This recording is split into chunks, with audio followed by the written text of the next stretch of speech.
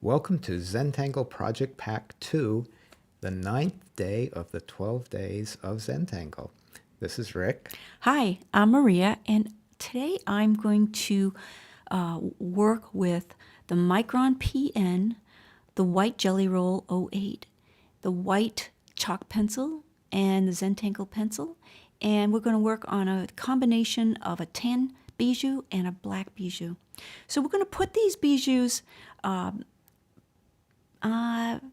both facing forward, okay?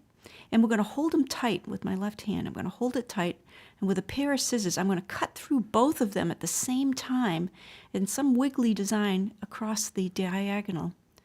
Almost looks like a corner, like a paper corner or something. So then we're going to add black to tan and black to tan, and we're going to make a new tile, which they perfectly match up. Isn't that cool? How easy is that?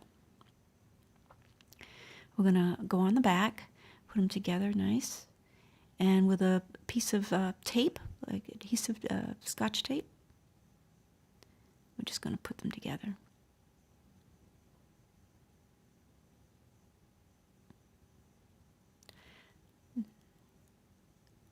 And then with my scissors, I'm going to kind of rub the tape in really good, just so it gets into the cracks and everything. Pick it up, and then we'll trim it off. And now we have a new tile to work with. We actually have two new tiles to work with, right? This is very fun. And pretty easy. I mean, you watched me do the whole thing in a matter of just a minute. Cool. So what I decided we would do here is we're going to, whatever I do on the tan, I'm going to do on the black. So I'm going to be going back and forth with the Micron PN and the white jelly roll. Or froll. Cool. So here I'm auraing the edges just to kind of make them look like they're supposed to be like this. And this is a great effect on this tile because it really plays and embraces the meeting of those two colors. It really enhances it. And you can tell Maria's just like allowing the ink to come out on the white pen. You don't need a lot of pressure. In fact, pressure will restrict the flow. You just really tickle the paper with these pens. The lighter you go, the better the ink flows, like Rick says. So on the black and the tan, we go back and forth and do these fun shapes and lines. So I think we're going to do the beginning of this is Mollygon. Mollygon. And there's a great newsletter, if you go on the archive newsletters, to describe the origin and the step out for Mollygon. It was a great story. I hope you take the time to see it. And again, I keep mentioning this, but it's worth it. Notice the space between the Mollygons is echoing the aura space as well. So there's that nice inner symmetry. So when I do the aura around the first shape, I'm going to watch when we do it on the white.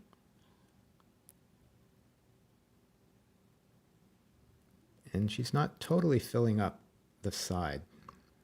Okay, so we'll put down one Mollygon.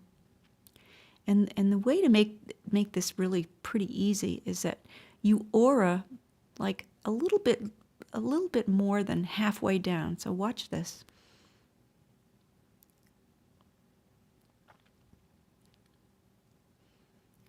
Aura, watching it, and go about halfway, a little bit more than halfway, and then bounce back.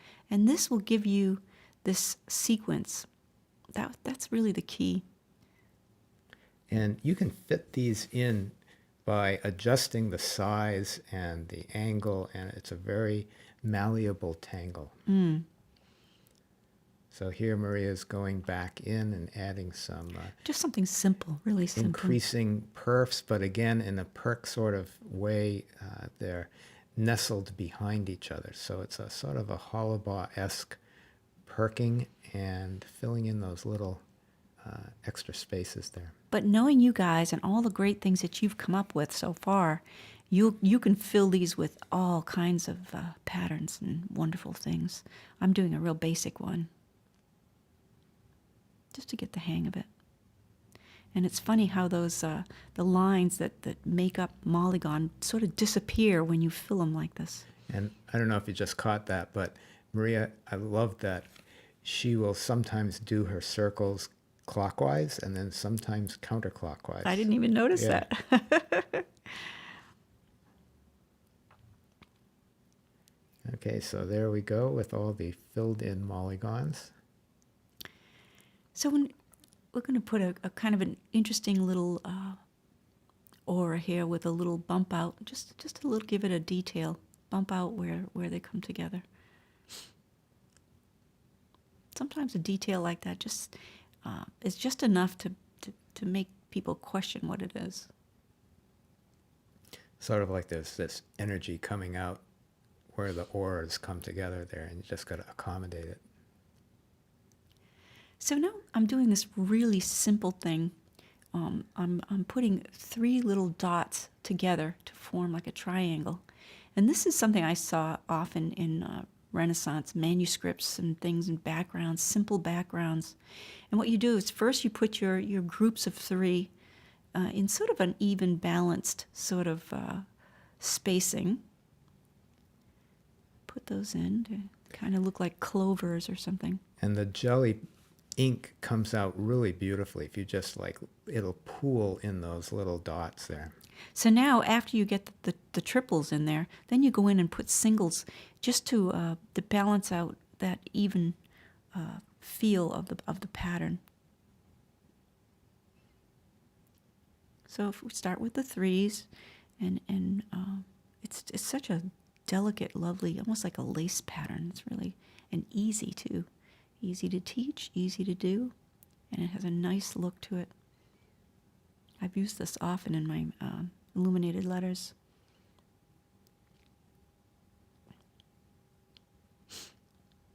Has a nice constellation effect, like a looking up at the sky. So you can see going back in and adding the single dots there for balance.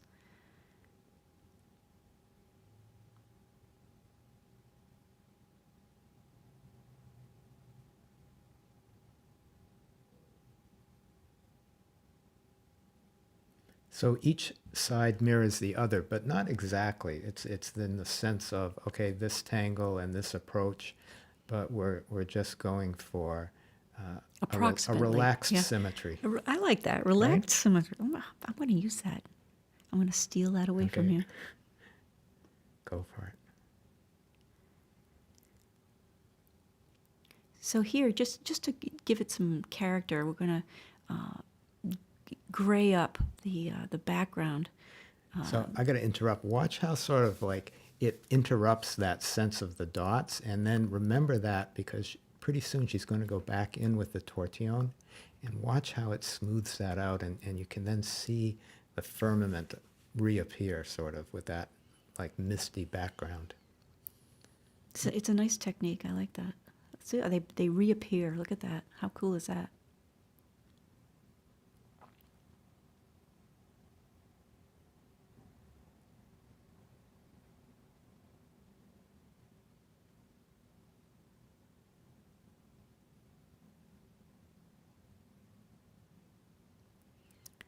See how I go back and forth, and it takes me a few strokes to get that just the way I want. You use your pencil like a magic wand, adding love to your drawings.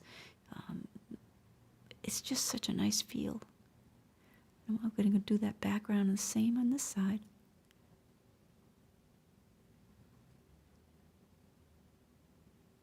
And you see, I'm not going too hard. Putting the graphite down here, it's gonna color it nice and easily. Maybe put a little shade. And particularly by not doing it really heavy the first time, you have that opportunity to, show different gradations to really pop that other part forward. Here we go.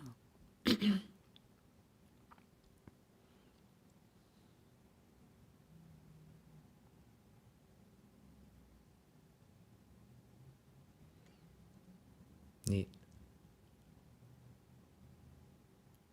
Cute. That's Little pretty bijou. good. I A don't. We little- don't have yeah. really a name for this technique of the tan and black together, but it's pretty cool. Here's another one. These look like the backs of playing cards. You know how they find a pattern Right. and do it in the black and white. How cool is that? And Molly did that one on the right at the bottom right. So it makes a really nice mosaic opportunity. So I had seen them laid out in this way. So I brought them back and did this next little shot where let's just play around with, okay, that's the way they were. So let's move these so we have this like inner tan square with those black corners. And then we can do the reverse and make the tan corners on the outside and the black square on the inside. So there's some pretty neat little compositions you can play with there.